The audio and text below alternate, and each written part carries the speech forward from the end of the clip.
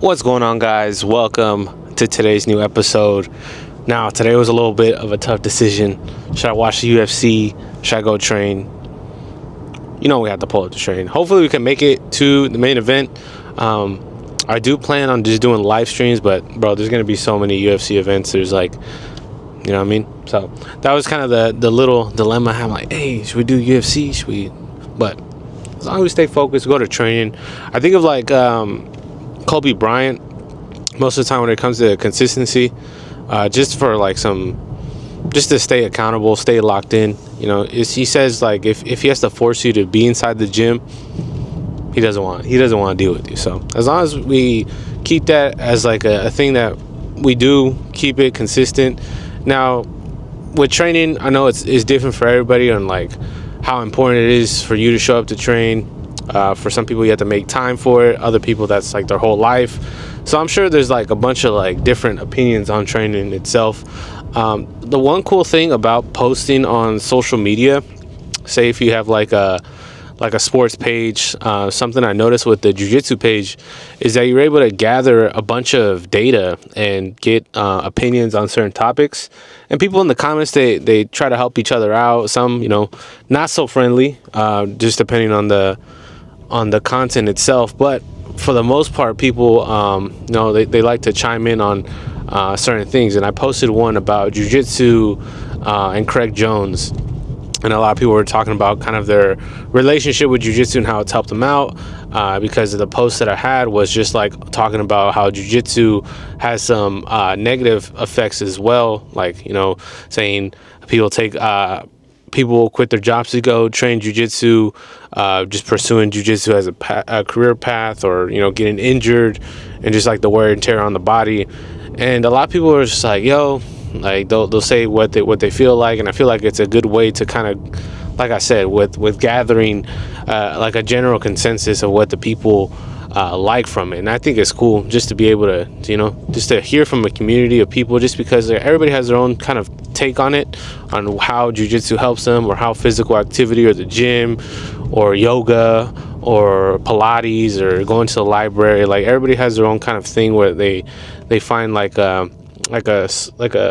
space for creativity and to express themselves. So I agree that there's pros and cons with everything, and I think that jiu-jitsu, just if it's the right fit for you, it's the right fit for you. And I feel like you could kind of feel that right away as soon as you start training. So hope you guys are doing well. I don't know, I wish the fights were later today. I'm just thinking about it right now. They're live, and but Gotta stay focused, gotta stay locked in. Even when it comes to training, once you walk in the doors, kind of just leaving everything else that you have planned and just like focusing on the task at hand. I feel like it helps me a lot, kind of just stay focused and not like be distracted. I know if you guys been in a classroom before where you're thinking about something else, you're thinking about a billion different other things, and then just not being present really doesn't really serve the purpose of being there if you're thinking about something else. So that's kind of the little task at hand that we have here, is just staying focused, staying locked in. But I feel like compartmentalizing is the information, does help on just kind of like focusing and keeping one tab open at a time. Because you know, nowadays, you know, sometimes I got like 40 tabs open, bro. And then some are playing music at the same time. Gotta fix that, because that's crazy. Some are playing. We've seen some Instagram reels, some techniques, a bunch of different stuff. So especially as editing videos, like if you're the one making the videos, you really start like focusing on like weird things. It's weird. But besides that, we're on our way to go train. Seems like we're gonna get there with 5 minutes to spare. So we're gonna lock in, focus on our driving here, and then get to the gym. So I hope you guys enjoyed today's episode. And we'll probably have a video reacting to UFC Fight Night London. I think it's going to be a banger. All right, let's go. Got it in, bro. Probably not going to get any sparring in, but look. Take a look at our pics right here, bro.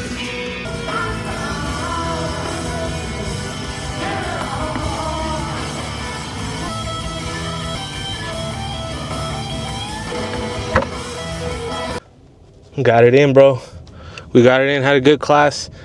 Today, I was really just trying to focus on trying to understand the technique and apply it right. I mean, the first few times that I did it, it wasn't right. I'm like, bro, something feels off. And then me and my training partner were like, oh, let's try to, it's kind of like working on like a project together. You guys are trying to figure out how to do it correctly in the most efficient way possible. And I think it's cool. I think it's cool to be able to do that. So was able to do that and then try to use it. A little bit harder to use it. Like I said, I've said this previously, but just like workshopping and jiu-jitsu at the end of the day, it's just problem solving, bro. It's really just trying to understand the task at hand.